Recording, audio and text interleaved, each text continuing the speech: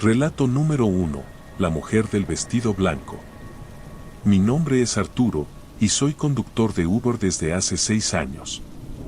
He trabajado principalmente turnos nocturnos porque pagan mejor y hay menos tráfico. En ese tiempo he visto todo tipo de pasajeros. Borrachos. Gente infiel yendo a moteles. Trabajadores nocturnos exhaustos. Turistas perdidos. Pero nunca olvidaré a la pasajera que recogí en la carretera México-Puebla el 31 de octubre de 2019. Eran las 2:37 de la madrugada. Acababa de dejar a un cliente en un pueblo cerca de Cholula y estaba regresando a la Ciudad de México. Había decidido aceptar viajes en el camino para aprovechar el regreso. Halloween significa buenas propinas y mucha demanda. Mi aplicación sonó. Una solicitud de viaje. Ubicación: Carretera Federal México-Puebla, kilómetro 87. Destino: Ciudad de México, Colonia Roma. Me pareció extraño. ¿Quién pide un Uber desde mitad de una carretera a las 2 de la mañana? Pero la tarifa era buena. Casi 1,000 pesos. Y yo necesitaba el dinero. Acepté. El GPS me guió hacia el punto de recogida. Era un tramo desolado de la carretera. No había gasolinera cerca. No había poblados. Solo campos a ambos lados y esa carretera recta que se extendía hacia la oscuridad. Vi a la mujer parada en el acotamiento. Estaba iluminada por mis faros. Vestía un vestido blanco largo, casi como de novia. Su cabello negro era largo y lacio, cubriéndole parcialmente el rostro. No tenía equipaje. No tenía bolsa. Solo estaba parada ahí. Frené junto a ella y bajé mi ventana. ¿Solicitó un Uber? Ella asintió sin hablar. ¿Es usted? Mariana R. Leí el nombre en la aplicación. Otro asentimiento. Suba, por favor. Abrió la puerta trasera y entró. Cuando cerró la puerta, noté algo inmediatamente. El interior del auto se volvió frío. Como si hubiera encendido el aire acondicionado al máximo. Podía ver mi aliento. Intenté hacer conversación. Es lo que hago con todos los pasajeros. Mantiene el ambiente cómodo. Es tarde para estar sola en la carretera. ¿Se le descompuso el auto? Algo así. ¿Viene de Puebla? Vengo de más lejos. Su manera de hablar era extraña. Pausada. Como si cada palabra le costara esfuerzo. ¿Va a casa? Hubo una larga pausa. Luego, ya no tengo casa. No supe qué responder a eso. Decidí dejar de hacer preguntas. Algunos pasajeros prefieren el silencio. Manejamos durante 20 minutos sin que ella dijera nada más. La temperatura dentro del auto seguía siendo extrañamente fría. Había subido la calefacción al máximo, pero no hacía diferencia. Entonces ella habló de nuevo. ¿Tiene hijos? Sí. 2. Un niño y una niña. 8 y 10 años. Debe cuidarlos bien. Protegerlos. El mundo es peligroso para los niños. Sí, lo sé. Hago lo posible. Yo también tenía hijos. Su voz se quebró ligeramente. 2. Niños hermosos. ¿Ya no viven con usted? Ya no viven. La forma en que lo dijo me heló más que el frío del auto. Miré por el retrovisor. Ella seguía mirando por la ventana.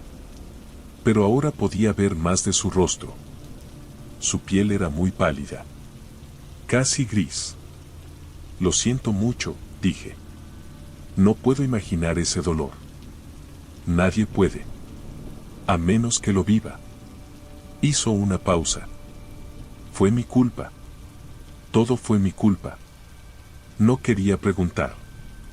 Pero algo me empujó. ¿Qué pasó? Estaba enojada. con mi esposo, con mi vida, con todo. Una noche discutimos. Él se fue.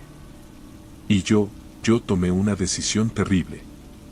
Pensé que si él no podía tenerlos, si nadie podía tenerlos, sería mejor. Mi estómago se contrajo. ¿Qué hizo? Su voz se volvió un susurro. Los llevé al río. Era de noche. Nadie nos vio. Los sostuve bajo el agua hasta que dejaron de moverse. Las manos me temblaban sobre el volante. ¿Usted los mató? No entendía lo que hacía. Estaba fuera de mí. Cuando terminó, cuando vi lo que había hecho, intenté seguirlos. Me lancé al río también. Pero el agua me rechazó. Me escupió a la orilla. Me condenó a quedarme. Miré por el retrovisor otra vez. Esta vez la vi claramente. Su rostro estaba completamente visible. Los ojos eran huecos, vacíos, oscuros como pozos sin fondo. Su piel no era gris. Era translúcida. Podía ver el respaldo del asiento a través de ella. ¿Cuánto tiempo hace? Mi voz salió como un graznido. No lo sé. He perdido la cuenta. Décadas tal vez. Camino por estas carreteras buscándolos. Preguntando a cada viajero si los ha visto. Mis niños. Mis bebés. ¿Los ha visto usted? No, no los he visto. Nadie los ve. Porque están donde yo no puedo ir. Donde los asesinos no pueden ir. Y yo sigo aquí. Atrapada. Buscando. Llorando. Pisé el acelerador. Necesitaba llegar a un lugar con gente. Con luces. Con vida. ¿Por qué corre?, preguntó ella. No le haré daño. Solo quiero llegar a casa. A la casa que ya no tengo. Solo quiero descansar. ¿Qué es usted? Soy lo que queda cuando el arrepentimiento no tiene fin. Cuando la culpa no puede ser perdonada. Soy el eco de mi peor acción repetida eternamente. Miré el retrovisor una vez más. El asiento trasero estaba vacío. Completamente vacío. La aplicación seguía mostrando que tenía una pasajera. La tarifa seguía corriendo. Pero no había nadie en el auto. El frío desapareció instantáneamente. La temperatura volvió a normal. Frené bruscamente en el acotamiento. Salté del auto. Abrí la puerta trasera. Vacía. Revisé el piso, debajo de los asientos, el maletero. Nada. Pero en el asiento trasero donde ella había estado sentada, había algo. Una mancha de humedad. Como si alguien empapado hubiera estado ahí. Y olía a río. A agua estancada. A lodo. Cancelé el viaje en la aplicación con manos temblorosas. Pasajero no apareció, escribí en la razón. Mentira, pero no podía escribir la verdad.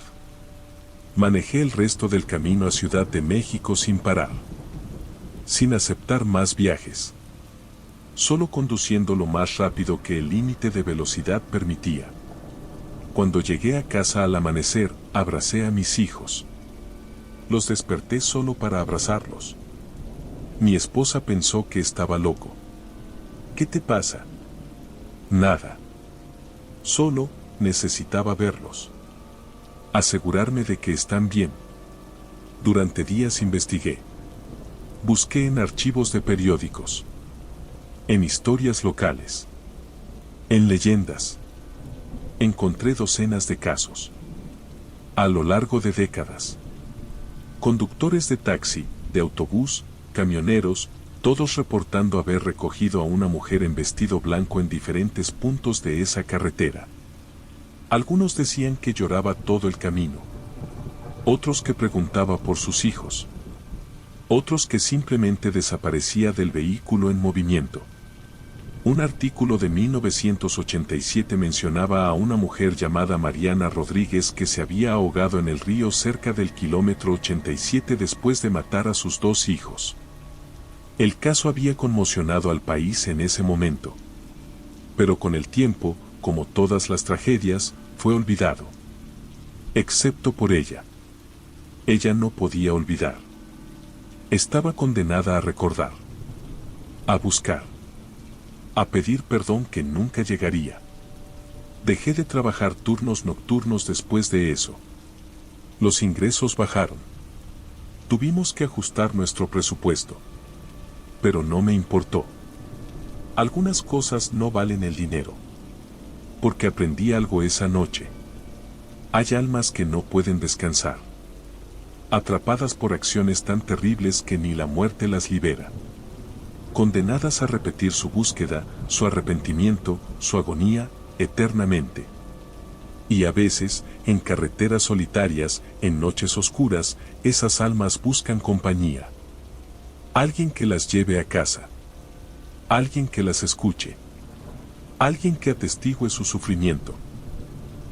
Si alguna vez manejan de noche por carreteras desiertas y ven a una mujer sola en vestido blanco, no se detengan.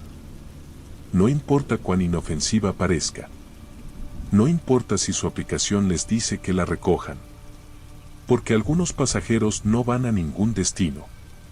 Solo están condenados a viajar para siempre. Y si la dejan subir, si la escuchan, si presencian su dolor, parte de su maldición se quedará con ustedes también. Todavía tengo pesadillas. Todavía veo esos ojos vacíos en mi retrovisor. Todavía siento ese frío sobrenatural. Y a veces, tarde en la noche, mi aplicación recibe solicitudes de esa misma ubicación. Kilómetro 87. Nombre, Mariana R. Destino, Ciudad de México. Siempre rechazo el viaje. Pero sé que alguien más lo aceptará. Alguien más recogerá a la mujer del vestido blanco. Y aprenderá la misma lección que yo. Algunas deudas no se pagan. Algunas culpas no se perdonan. Y algunos muertos nunca descansan. Relato número 2. El juego de la ouija. Mi nombre es Carolina, y cuando tenía 21, presencié algo que me hizo dejar de creer que los juegos son inofensivos. Trabajaba como maestra de primaria en una escuela pública en Chalco, Estado de México. Era mi primer año enseñando. Tenía a mi cargo un grupo de 5º año, niños de 10 y 11 años. 25 estudiantes llenos de energía y curiosidad. Entre mis alumnas había 3 mejores amigas inseparables, Lupita, Fernanda y Sofía. Niñas inteligentes, responsables, de familias trabajadoras. El tipo de estudiantes que todo maestro aprecia. Siempre juntas. Siempre riéndose. Siempre planeando sus próximas aventuras. Era octubre de 2015. La escuela estaba organizando una celebración de Día de Muertos para el 2 de noviembre. Los niños estaban emocionados, preparando ofrendas, haciendo calaveras de azúcar, decorando el salón. Un viernes, última clase del día, noté que las 3 niñas estaban inusualmente calladas. Sentadas juntas en la parte trasera del salón, cuchicheando. Cuando me acerqué, rápidamente escondieron algo debajo del cuaderno. ¿Qué están viendo?, pregunté con tono amable pero firme. Nada, maestra, dijo Lupita, la líder natural del grupo. Déjame verlo. Dudaron. Luego Fernanda sacó un celular. En la pantalla había un video de YouTube. Cómo usar la ouija correctamente. Guía completa para principiantes. Sentí una punzada de preocupación. ¿Por qué están viendo esto? Es para Halloween, maestra, explicó Sofía. Queremos probarlo. Dicen que funciona de verdad. Que puedes hablar con los muertos. Eso es solo superstición, les dije. Y puede ser peligroso jugar con esas cosas. No porque sean sobrenaturales, sino porque pueden asustarlas o hacerlas sentir ansiosas. Pero usted siempre nos dice que no tengamos miedo, argumentó Lupita. Que investiguemos las cosas. Que usemos el método científico. Queremos probar si es real o no. Era una lógica difícil de rebatir. Yo les había enseñado exactamente eso. Que investigaran. Que cuestionaran. Que comprobaran las cosas por sí mismas. Está bien, concedí. Pero si van a hacerlo, háganlo con supervisión de un adulto. Con sus padres presentes. Y en un ambiente seguro. De acuerdo. Las tres asintieron. Sí, maestra. El lunes siguiente, Lupita no llegó a la escuela. Llamé a su madre durante el recreo. Disculpe la molestia, señora Ramírez. Lupita no vino hoy. ¿Está enferma? Hubo un silencio largo. Luego, maestra, está muy mal. Desde el sábado. No quiere comer. Apenas duerme. Dice que ve cosas. Que escucha voces. Hemos tenido que llevarla al doctor, pero dice que físicamente está bien. ¿Qué pasó el sábado? No lo sé exactamente. Estuvo en casa de Fernanda con ella y Sofía. Cuando regresó estaba así. Alterada. Asustada. No quiere hablar de lo que pasó. Colgué con un mal presentimiento. Busqué a Fernanda y Sofía durante el recreo. Estaban sentadas juntas, calladas, pálidas. Algo había cambiado en ellas.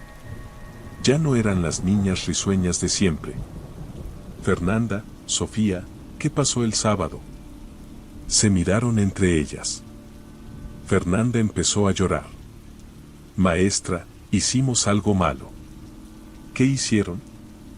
Jugamos con la ouija, sollozó. En casa de Fernanda.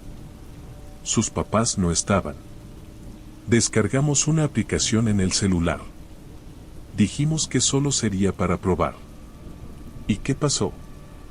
Sofía tomó la palabra, su voz temblorosa. Al principio nada. El indicador no se movía. Pensamos que era una tontería. Pero seguimos intentando. Preguntando si había alguien ahí. Y entonces empezó a moverse. Ustedes lo estaban moviendo inconscientemente. No, interrumpió Fernanda. Ninguna de nosotras lo movía. Lo juro por Dios, maestra. Se movía solo. Deletreaba mensajes. Respondía preguntas que solo nosotras sabíamos las respuestas. ¿Qué tipo de mensajes? Primero preguntamos su nombre. Deletreó ZOZO. Luego preguntamos qué quería. Deletreó JUGAR. Le preguntamos jugar a qué. Deletreó ATRAPAR. Sentí que mi piel se erizaba. Soso era un nombre conocido en la comunidad de entusiastas de la ouija. Una entidad supuestamente maligna que aparecía frecuentemente. Pero estas niñas no podían saber eso. ¿O sí? ¿Buscaron ese nombre antes? ¿En internet? No, maestra. No sabíamos nada. Solo queríamos hablar con un abuelito muerto o algo así. No con lo que fuera eso. ¿Qué más pasó? Lupita le preguntó si podía ver el futuro. El indicador se movió así. Entonces preguntó cuántos años viviría. El indicador deletreó POCOS. Sofía se asustó y quitó las manos, continuó Fernanda. Pero Lupita siguió preguntando. ¿Cuántos años? ¿Qué me va a pasar? Y el indicador se volvió loco. Se movía rapidísimo. Deletreando cosas horribles. ¿Qué cosas? VEOTUCASA, VEOTUCUARTO, VEOTEDORMIR. Entonces las luces empezaron a parpadear, dijo Sofía. Y escuchamos algo en el pasillo. Como pasos. Pero no había nadie en la casa excepto nosotras. Lupita empezó a gritar, Fernanda lloraba más fuerte ahora. Decía que alguien la estaba tocando, que sentía manos frías en sus hombros. Pero no había nadie. Nosotras no veíamos nada, pero ella seguía gritando. Tratamos de cerrar la sesión. Movimos el indicador a adiós como dicen los videos que debes hacer. Pero no funcionó. Seguía regresando al centro del tablero. Como si algo no quisiera irse. ¿Qué hicieron? Apagamos el celular y salimos corriendo de la casa. Dejamos todo ahí. Lupita no paraba de temblar. Decía que algo la había seguido. Que podía sentirlo. Las llevé con la directora. Explicamos lo sucedido. La directora llamó a los padres de las 3 niñas. Hubo una reunión de emergencia. Los padres de Fernanda fueron a su casa. El celular seguía en el piso donde lo habían dejado. La aplicación de Ouija estaba abierta. Pero la batería estaba muerta a pesar de que el teléfono había estado cargado al 100% cuando empezaron a jugar. Y había algo más. Escrito en el espejo del baño con vaho, como si alguien hubiera respirado sobre él y escrito con dedo, Soso está aquí. Lupita empeoró durante los siguientes días. No dormía. Cuando lo intentaba, tenía pesadillas violentas. Se despertaba gritando. Decía que una sombra estaba en su cuarto. Que la miraba. Que esperaba. Sus padres la llevaron con doctores. Psicólogos. Nada ayudaba. Los médicos no encontraban nada físicamente mal. Los psicólogos decían que era trauma, ansiedad, posible psicosis inducida por estrés. Pero yo veía a esta niña cada día antes de que esto pasara. Era normal. Feliz. Saludable. Y ahora era una sombra de sí misma. Finalmente, desesperados, sus padres la llevaron con un curandero local. Un hombre mayor que hacía limpias y rituales tradicionales. Él vino a la casa de Lupita. Hizo una limpia con huevo, copal y hierbas. Rezó en náhuatl. Dijo que la niña había traído a un espíritu negativo. Que había abierto una puerta y algo había entrado. Que necesitaba cerrar esa puerta adecuadamente. No sé si fue su gestión o si realmente funcionó. Pero después de esa limpia, Lupita comenzó a mejorar gradualmente. Las pesadillas disminuyeron. El miedo se fue retirando. En 2 semanas estaba lo suficientemente bien para regresar a la escuela. Pero algo había cambiado en las 3 niñas. Ya no eran las mismas. Ya no eran inseparables. Algo en esa experiencia las había fracturado. Fernanda empezó a faltar mucho a clases. Sus padres decían que tenía problemas para concentrarse y finalmente la cambiaron de escuela. Sofía se volvió retraída. Callada. Ya no participaba en clase. Ya no jugaba con los otros niños. Solo se sentaba sola, dibujando cosas oscuras en su cuaderno. Y Lupita, aunque mejoró, nunca volvió a ser la niña confiada y alegre que era. Desarrolló miedo a la oscuridad. No podía dormir sin luz. No podía estar sola en una habitación. La escuela prohibió cualquier actividad relacionada con ouijas, sesiones espiritistas o juegos paranormales. Enviamos cartas a los padres advirtiendo sobre los peligros psicológicos de exponer a niños a este tipo de contenido. Pero el daño ya estaba hecho. He pensado mucho en lo que pasó. La parte racional de mi cerebro dice que fue su gestión. Que las niñas, expuestas a videos e historias de terror sobre ouijas, se asustaron tanto que su cerebro creó las experiencias. Que todo fue psicológico. Pero hay detalles que no encajan. El nombre Soso que ellas no podían conocer antes. Los mensajes específicos. El mensaje en el espejo. El cambio tan drástico y duradero en estas niñas. ¿Fue solo miedo? ¿O realmente abrieron algo que no debieron? No tengo respuesta. Pero sé que vi a 3 niñas normales transformarse en niñas traumatizadas por algo que experimentaron. Algo real para ellas, sin importar la explicación. Ahora enseño en otra escuela. Pero cada Halloween, cada Día de Muertos, cuando los estudiantes empiezan a hablar sobre juegos paranormales y desafíos de terror, les cuento esta historia. Les digo que algunos juegos no son juegos. Que hay líneas que no debemos cruzar. No porque necesariamente haya fantasmas y demonios del otro lado, sino porque la mente humana, especialmente la mente joven, es increíblemente poderosa. Y cuando le damos permiso para temer, cuando abrimos la puerta a la posibilidad del terror, a veces no podemos cerrarla. Lupita está bien ahora. Tiene 25 años. Estudió psicología, tal vez procesando su propio trauma. Nos mantenemos en contacto ocasionalmente. Le pregunté una vez, años después, si recordaba exactamente qué pasó esa tarde. Recuerdo todo, me dijo. Cada detalle. Y sé que no fue nuestra imaginación. Algo entró a esa habitación cuando invocamos ese nombre. Algo que no debería existir. Y lo peor no es que vino. Lo peor es que cuando tratamos de despedirlo, no quiso irse. ¿Crees que sigue ahí? No lo sé. Pero a veces, cuando estoy sola en la oscuridad, siento esa presencia. Como si me estuviera observando. Como si esperara que volviera a invitarlo. Como si esa puerta que abrimos nunca se cerró completamente. Les digo esto porque necesitan entender algo importante.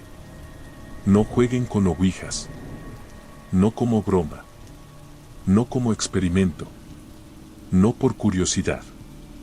No porque necesariamente crean en espíritus, sino porque el miedo es real. El trauma es real. Y algunas experiencias dejan cicatrices que nunca sanan completamente. 3 niñas de 11 años pensaron que estaban jugando un juego. Y aprendieron que algunos juegos juegan contigo de vuelta. Relato número 3. El hospital abandonado. Mi nombre es Miguel y durante 3 años fui parte de un grupo de exploradores urbanos. Nos dedicábamos a documentar edificios abandonados en todo México. Fábricas, hoteles, escuelas, hospitales. Era un hobby. Una forma de combinar mi amor por la fotografía con el gusto por la aventura. Nuestro grupo tenía reglas estrictas: no robar, no vandalizar, no ir solos, siempre tener permisos cuando fuera posible y salir antes del anochecer. Seguimos esas reglas religiosamente durante 3 años. Exploramos más de 40 ubicaciones sin incidentes serios. Algunos sustos cuando nos topábamos con personas sin hogar viviendo en estos lugares. Algunas lesiones menores por pisos inestables. Pero nada grave. Hasta que exploramos el Hospital Psiquiátrico San Rafael. El San Rafael fue construido en 1952 en las afueras de Guadalajara. Era un hospital psiquiátrico estatal que en su momento atendió a cientos de pacientes con diversas condiciones mentales. Operó durante casi 50 años antes de cerrar en el año 2001 por falta de fondos y acusaciones de maltrato a pacientes. Había rumores sobre ese lugar. Como siempre hay rumores sobre hospitales psiquiátricos viejos. Experimentos no éticos. Pacientes abusados. Muertes no reportadas. El tipo de historias que se alimentan con el tiempo y se vuelven leyenda. Nuestro grupo había querido explorar el San Rafael durante meses. Pero era difícil acceder. Estaba cercado. Tenía vigilancia irregular. Y tenía la peor reputación de cualquier edificio abandonado en Jalisco. Finalmente, en octubre de 2018, decidimos ir. Éramos 5, yo, mi mejor amigo Daniel, una fotógrafa llamada Alejandra, y 2 hermanos, Carlos y Javier. Llegamos un sábado por la mañana.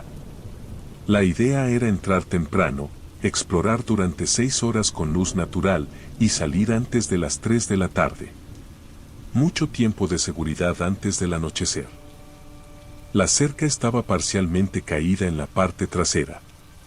Entramos con cuidado, cámaras listas, linternas en nuestras mochilas por si las necesitábamos en áreas oscuras. El exterior del hospital era imponente. 3 pisos de concreto gris. Ventanas rotas. Grafiti cubriendo las paredes. Vegetación salvaje creciendo entre las grietas del pavimento. La naturaleza reclamando lentamente lo que los humanos habían abandonado. Entramos por una puerta trasera que estaba forzada. El interior olía a humedad, moho y algo más. Algo orgánico y desagradable que no pudimos identificar.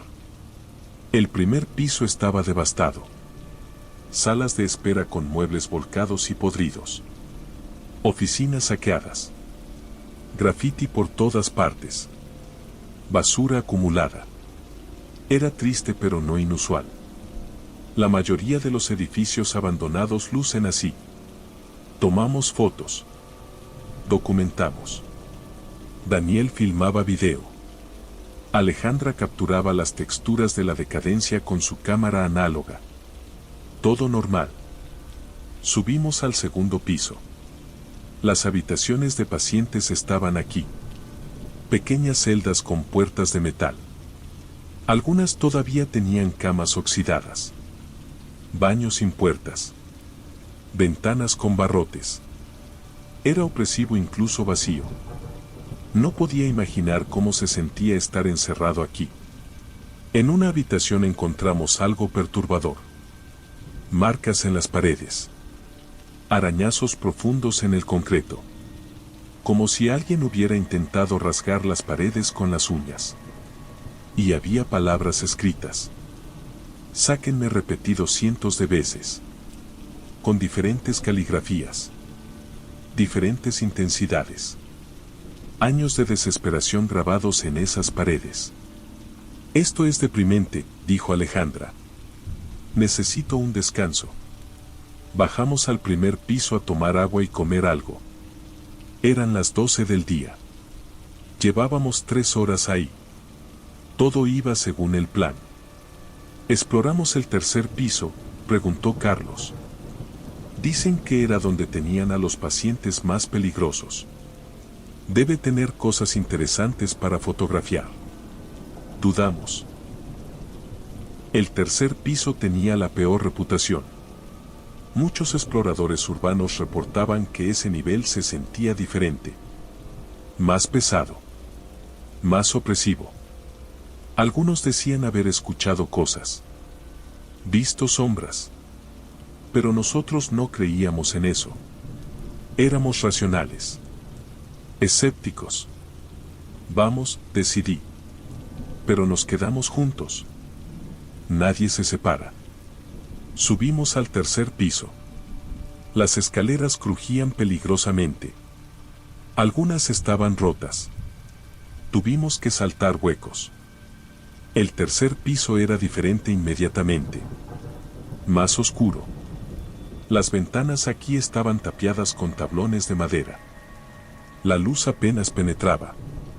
Tuvimos que encender nuestras linternas. El pasillo era largo. Puertas a ambos lados. Al final había una puerta doble con un letrero oxidado, área restringida, personal autorizado únicamente. Ahí es donde quiero ir, dijo Daniel, ajustando su cámara de video. Caminamos por el pasillo. Nuestras linternas creaban sombras danzantes. El silencio era absoluto. Ni siquiera se escuchaban pájaros o viento. Solo nuestros pasos y nuestra respiración. Entonces escuchamos algo. Un sonido como arrastre. Como si alguien moviera algo pesado por el piso. Venía de una de las habitaciones a nuestra izquierda. Nos detuvimos. Miramos la puerta. Estaba entreabierta. Probablemente un animal, susurró Javier. Ratas o gatos. O alguien sin hogar, agregó Carlos. Deberíamos revisar. Dejarle saber que estamos aquí. Me acerqué a la puerta lentamente. Hola. ¿Hay alguien ahí? No queremos molestar. Solo estamos explorando. El sonido se detuvo abruptamente. Silencio total. Empujé la puerta con el pie. Se abrió con un chirrido. Apunté mi linterna hacia adentro. La habitación estaba vacía. Completamente vacía. No había muebles. No había basura. No había nada que pudiera haber hecho ese sonido de arrastre.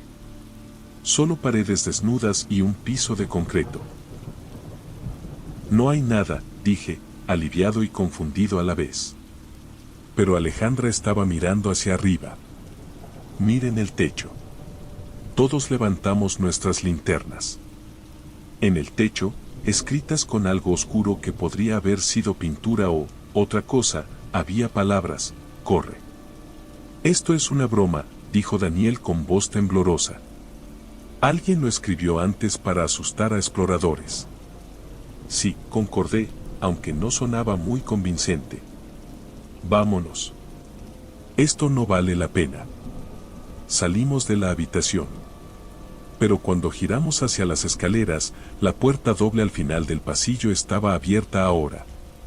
Completamente abierta. Podíamos ver oscuridad absoluta más allá. ¿Alguien abrió esa puerta?, preguntó Javier. Todos negamos. Estábamos juntos todo el tiempo. Nadie se había acercado a esa puerta. El viento, sugirió Carlos, pero no sonó convincente ni para él. Revisémosla rápido y salgamos, decidí. Vamos juntos. Nadie se separa. Nos acercamos a la puerta doble. Más allá había otra área. Más oscura. Más fría. El aire aquí se sentía diferente. Pesado. Como respirar agua. Nuestras linternas iluminaron un pasillo más corto con solo 3 puertas. Al final había otra puerta con un letrero: terapia electroconvulsiva. Aquí es donde hacían los electroshocks, dijo Alejandra. He leído sobre esto. En los años 50 y 60 lo usaban como tratamiento para casi todo. Depresión, esquizofrenia, incluso homosexualidad. Era brutal. No deberíamos estar aquí, dijo Javier. Su voz sonaba mal. Tensa. Asustada. Solo unas fotos, insistió Daniel. Documentar esto es importante. Mostrar las condiciones en las que trataban a estas personas. Avanzamos. Yo quería irme. Cada instinto me gritaba que saliéramos. Pero el compromiso con nuestro trabajo, con documentar estas historias, me empujó hacia adelante. Abrimos la puerta de terapia electroconvulsiva. Dentro había una silla. Una silla médica vieja con correas de cuero para sujetar brazos, piernas y cabeza. Junto a ella había una máquina oxidada con cables y electrodos. Dios mío, susurró Alejandra, levantando su cámara. Esto es horrible. Daniel comenzó a filmar. Estamos en el 3er piso del Hospital Psiquiátrico San Rafael. Esta es la sala de terapia electroconvulsiva donde se detuvo. Todos lo escuchamos. Un sonido como gemido. Bajo. Prolongado. Viniendo de algún lugar del pasillo. Salimos. Ahora, dije con firmeza. Nadie argumentó. Salimos de la habitación. El gemido se hizo más fuerte. Ahora venía de múltiples direcciones. Como si estuviera rodeándonos. Corrimos hacia la puerta doble. Cuando llegamos, estaba cerrada. Javier jaló. Empujó. No se movía. Está trabada, gritó. No puede estar trabada. Estaba abierta hace un minuto. El gemido se convirtió en algo más. Voces. Múltiples voces susurrando al mismo tiempo. No podíamos entender las palabras, pero el tono era claro. Dolor. Sufrimiento. Súplica. Carlos empezó a golpear la puerta con su hombro. Ábranse. Maldita sí, ábranse. Entonces las luces de nuestras linternas empezaron a parpadear. Una por una. Como si algo las estuviera drenando. No, no, no, repetía Alejandra. Esto no está pasando. Esto no es real. Mi linterna murió completamente. Luego la de Daniel. En segundos estábamos en oscuridad casi total. Solo quedaban 2 linternas funcionando débilmente. Y entonces vimos las sombras. No eran sombras proyectadas por nuestras luces. Eran formas. Siluetas humanas moviéndose en la oscuridad. Acercándose lentamente hacia nosotros. Javier estaba llorando ahora, golpeando la puerta desesperadamente. Salir. Necesitamos salir. Una de las sombras se solidificó parcialmente. Podía ver una figura humana. Delgada. Con lo que parecía ser una bata de hospital. Su rostro era borroso, pero podía distinguir una boca abierta. Ese gemido salía de ahí. Ayúdanos, no sé quién de nosotros lo gritó. La figura extendió una mano hacia mí. Dedos huesudos. Piel traslúcida. Pero antes de que me tocara, la puerta se abrió violentamente. Todos tropezamos hacia atrás. Caímos por las escaleras. Rodando. Golpeándonos. No nos importó. Nos levantamos y corrimos. Corrimos como si nuestras vidas dependieran de ello. Atravesamos el segundo piso. El primero. Salimos por donde habíamos entrado. No paramos hasta estar fuera del edificio, en el estacionamiento abandonado, bajo la luz del sol. Nos derrumbamos en el suelo. Respirando pesadamente. Algunos llorando. Todos en shock. ¿Qué mierda fue eso?, jadeó Carlos. Nadie respondió. No teníamos respuesta. Revisamos nuestros equipos. Mi cámara estaba destrozada por la caída. La de Alejandra también. Daniel revisó su cámara de video. No grabó nada, dijo con voz vacía.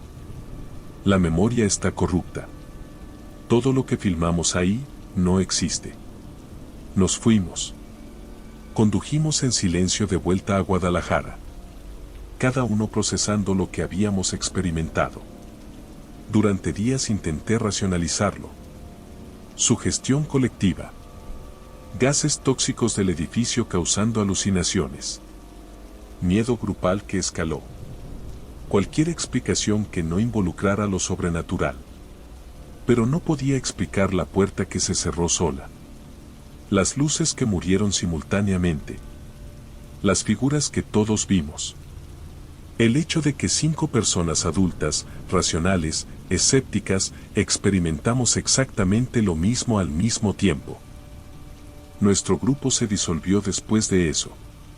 Alejandra dejó la fotografía por completo. Carlos y Javier se mudaron a otro estado. Daniel todavía explora, pero solo durante el día y nunca hospitales. Yo dejé la exploración urbana. El costo emocional era demasiado alto. Ahora trabajo en fotografía comercial. Productos. Alimentos. Cosas seguras y aburridas. Pero investigué más sobre el San Rafael después de nuestra experiencia. Encontré información perturbadora. Entre 1952 y 1980 murieron 147 pacientes en ese hospital. La tasa de mortalidad era anormalmente alta. Muchas muertes fueron atribuidas a causas naturales o suicidio. Pero hubo alegatos de negligencia, abuso y tratamientos experimentales no autorizados. El área de terapia electroconvulsiva fue clausurada en 1975 después de que 3 pacientes murieran durante el procedimiento en un periodo de 2 meses. pero los registros muestran que continuó siendo usada ilegalmente hasta 1985. Cuando el hospital finalmente cerró en 2001, varios ex empleados hablaron anónimamente sobre lo que habían presenciado. Pacientes atados durante días. Medicación forzada. Castigos brutales. Experimentos. Un ex enfermero dijo algo que nunca he podido olvidar: ese lugar tiene demasiado dolor en sus paredes. Demasiado sufrimiento. No me sorprende que los pacientes no puedan irse. Algunos todavía están ahí, atrapados en su peor momento, reviviendo su agonía eternamente. No sé si creo en fantasmas. No sé si lo que experimentamos fue sobrenatural o algún fenómeno psicológico grupal que la ciencia aún no entiende completamente. Pero sé que 5 personas entramos a ese hospital ese día. Y 5 personas salimos cambiadas para siempre. Porque vimos algo. Sentimos algo. Experimentamos algo que desafía explicación racional. El Hospital San Rafael sigue ahí. Abandonado. Cercado. Deteriorándose. Pero según reportes recientes, los avistamientos continúan. Guardias de seguridad reportan luces en el 3er piso. Vecinos escuchan gemidos durante la noche. Exploradores jóvenes que ignoran las advertencias entran y salen corriendo minutos después, pálidos y aterrorizados. Si alguna vez están cerca de Guadalajara y ven ese edificio gris y desolado, no entren. No importa cuánta curiosidad tengan. No importa cuánto quieran documentar o explorar. Porque algunos lugares están abandonados por buenas razones. Algunos lugares retienen la memoria del dolor que ocurrió ahí. Y algunos lugares no te dejan salir sin llevar algo contigo. Una parte de mí todavía está en ese 3er piso. En esa oscuridad. Con esas voces. Con esas sombras. Y a veces, en la noche, cuando estoy solo en mi departamento, escucho ese gemido otra vez. Bajo. Prolongado. Sufriente. Y sé que aunque salí de ese hospital, algo de ese hospital salió conmigo también. Si te gustó, no olvides darle un like y suscribirte para más relatos como este.